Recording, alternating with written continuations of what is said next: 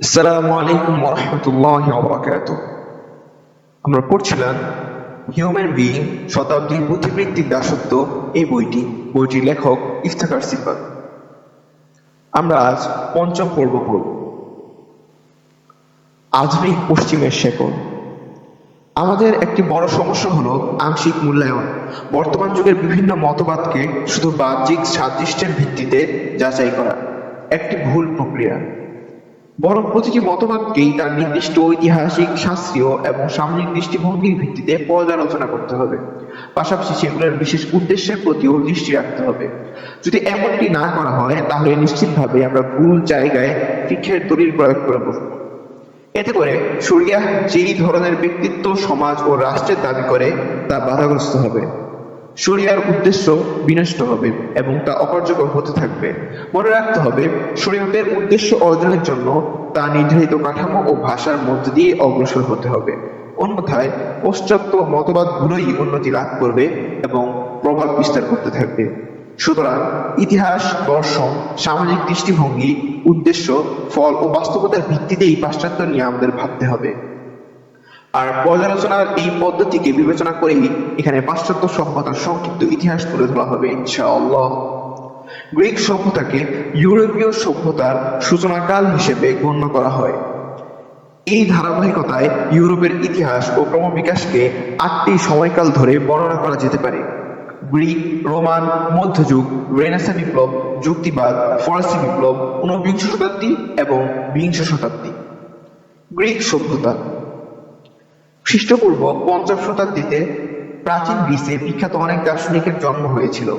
মধ্যযুগের পর যখন খ্রিস্ট ধর্ম চরমভাবে বিকৃত হয় এবং মানুষ পোপতন্ত্রের ক্ষমতা ও অত্যাচারে অতিষ্ঠ হয়ে পড়ে, সেই সময়টাতে এসব দার্শনিক খ্রিস্টান সমাজে গভীর প্রভাব ফেলে। সে সময় মানুষের মাঝে ধর্মের বিরোধিতার বলয় তৈরি হচ্ছিল এবং যুক্তিবাদের প্রচলন ঘটছিল। সাথে সাথে ধর্ম সংস্কারের স্লোগানও জোরদার হচ্ছিল। তাই একটি বৈধ আন্দোলনের অবধারিত ফল হিসেবে ধর্মের ব্যাপারে যে কোনো স্বেচ্ছাচারিতার দ্বার উন্মুক্ত হয়ে গেল। সাধারণ বিশেষ সকলেই তাদের ধর্মের সমালোচনা এবং পর্যালোচনাকে অধিকার হিসেবে গ্রহণ করল। কান্ট, ডেকার্ট, হেগেল ও জন লকের মতো ব্যক্তিদের দার্শনিক চিন্তাধারা উক্ত সমাজে ব্যাপক পরিচিত ও গ্রহণযোগ্যতা লাভ করে। এসব দার্শনিকের দৃষ্টিভঙ্গি যদিও বাহ্যিকভাবে গ্রিক দার্শনিক এরিস্টটল ও প্লেটোর দর্শনকে প্রত্যাখ্যান করত, কিন্তু এসব প্রত্যাখ্যান করা সত্ত্বেও পাশ্চাত্য সভ্যতার অনেক কিছুই সেই গ্রিক সভ্যতা থেকে নেওয়া হয়েছিল। গ্রিক সভ্যতা ও পাশ্চাত্য সভ্যতা আলাদা হওয়া সত্ত্বেও মৌলিকভাবে 3টি দৃষ্টিভঙ্গির ব্যাপারে তারা সকলেই একমত। 1. যদিও পশ্চিমারা এরিস্টটলের প্রতি অভিযোগ করে যে সে কেবল আকল বা মানবীয় বিবেকের উপর নির্ভর করত, অভিজ্ঞতা ও অবলম্বনের কোনো তোয়াক্কা করত না, তবে তাদের এই অভিযোগ সত্য নয়। বরং অভিজ্ঞতা ও অবলোকনকে চূড়ান্ত মানার প্রবণতা এরিস্টটলের দর্শনেও ছিল। আর পশ্চিমা সভ্যতায় পরিপূর্ণরূপেই এই প্রবণতাগুলো বর্তমান রয়েছে। 2. গ্রিক দর্শনের প্রধান মনোযোগ ছিল বস্তু জগৎ। তাদের চিন্তা ভাবনার কেন্দ্রবিন্দুতে পরকালের কোনো অস্তিত্বই ছিল না। এই বস্তুবাদী চেতনাই পাশ্চাত্য সভ্যতার মূলে বিরাজ করছে। 3. গ্রিক সভ্যতার প্রতিটি বিষয়কেই স্বাধীন চেতা মানুষের দৃষ্টিতে দেখা হতো। যে বিষয়টি তাদের এমন মানবীয় দৃষ্টিভঙ্গির বিরুদ্ধে যেত তাকে মন্দ হিসেবে প্রত্যাখ্যান করত। বর্তমানে পাশ্চাত্য সভ্যতায় এই প্রবণতা হিউম্যানিজমের অনুরূপ ধারণ করেছে।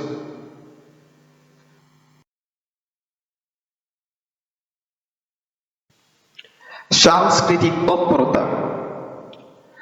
দর্শন কিংবা দৃষ্টিভঙ্গির পাশাপাশি সাংস্কৃতিকভাবেও গ্রিক সভ্যতার সাথে পাশ্চাত্যের মিল পাওয়া যায়। বাস্তবে দেখা যায় পাশ্চাত্য সভ্যতার অনেক কিছুই গ্রিক সভ্যতা থেকে গৃহীত।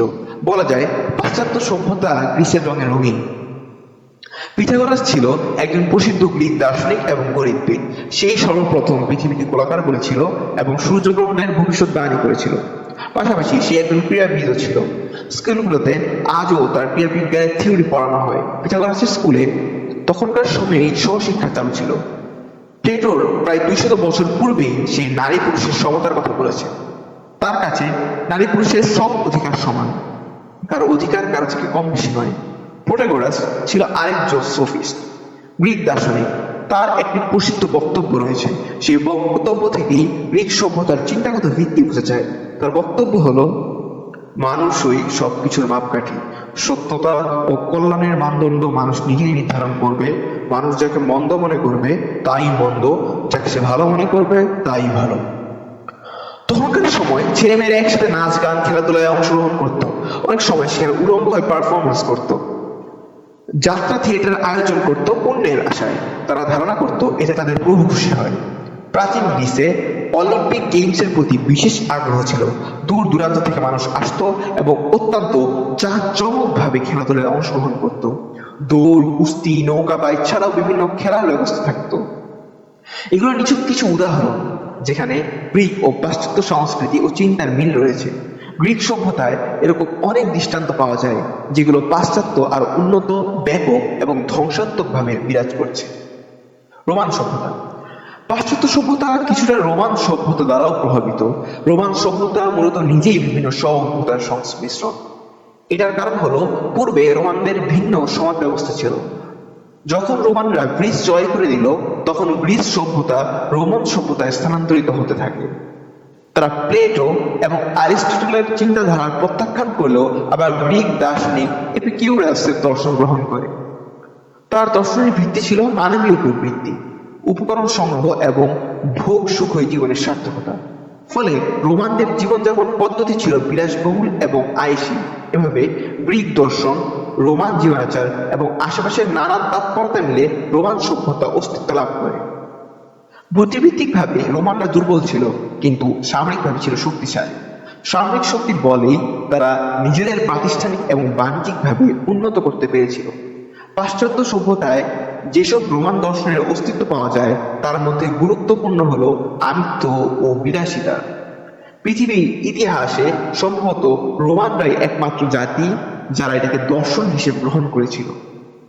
তবে মজার ব্যাপার হলো, পাশাপাশি এক ধরনের বিপরীতমুখী প্রবণতাও ছিল তাদের কাছে, প্রবৃত্তি দমিয়ে রাখা। একই সময়ে নির্দিষ্ট ব্যক্তির মাঝে বিপরীতমুখী দুই প্রবণতা কাজ করত, তবে তাদের উক্ত প্রবৃত্তি বিরোধিতা নির্দিষ্ট কিছু স্বার্থের জন্য।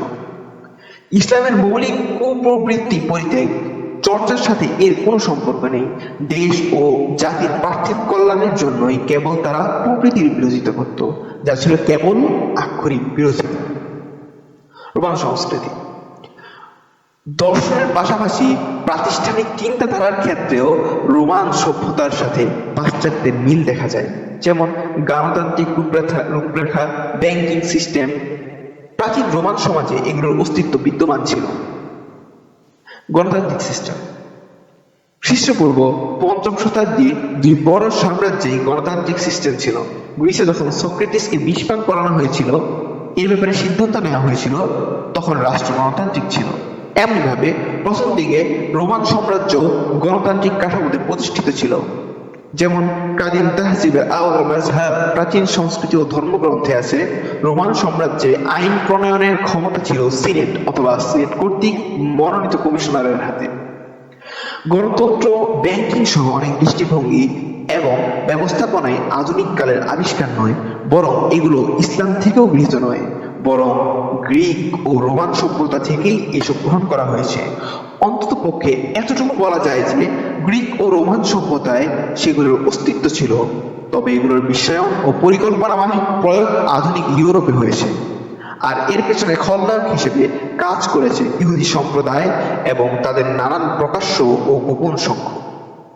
এই ইতিহাসের মাধ্যমে ইসলামিক গণতন্ত্রের মতো পরিভাষা আবিষ্কারীদের অসহতা খুব সহজেই বোঝা যায়।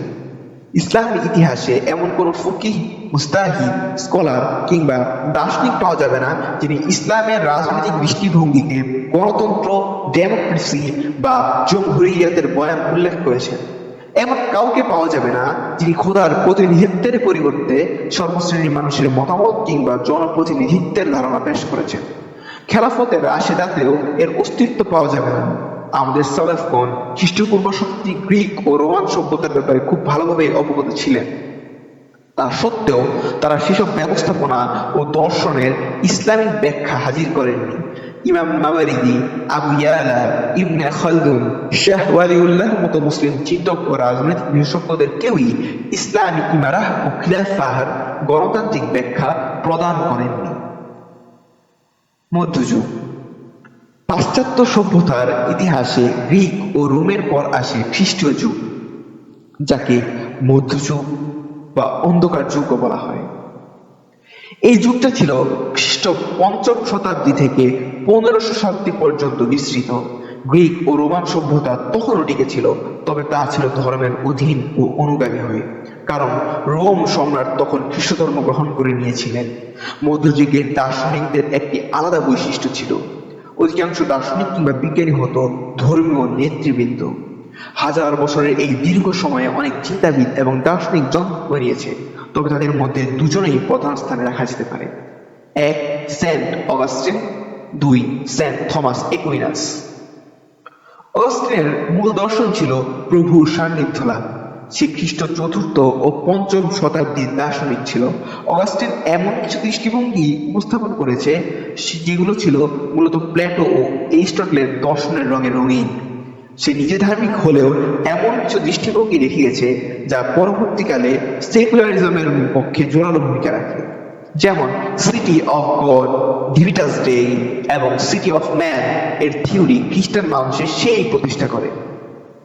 যেহেতু খ্রিস্টানদের দার্শনিক দৃষ্টিভঙ্গি প্রতিষ্ঠিত ছিল গ্রিক ও রোমান সভ্যতার উপর, সেজন্য সেন্ট থমাস একুইনাস সে সময় গ্রিক সভ্যতার উপর মুসলিম দার্শনিকদের আপত্তিগুলোর জবাব দেওয়ার চেষ্টা করে। খ্রিস্টান সমাজে এটাকে তার সবচেয়ে বড় কীর্তি হিসেবে গণ্য করা হয়। পরবর্তীতে সেন্ট থমাস এরিস্টটলের দর্শনের সাথে খ্রিস্টবাদকে ঢেলে সাজায়। মিস্টার থমাস এরিস্টটলের পোয়েটিক্সের উপর আলোচনামূলক একটি গ্রন্থ রচনা করে এবং এরিস্টটলের দর্শনের সঙ্গে খ্রিস্টান ধর্মতত্ত্বের সমন্বয় সাধন করেন। কিন্তু ১০০ বছর পার না হতেই বিভিন্ন দার্শনিক এরিস্টটলের দর্শনের উপর আপত্তি তুলতে থাকে।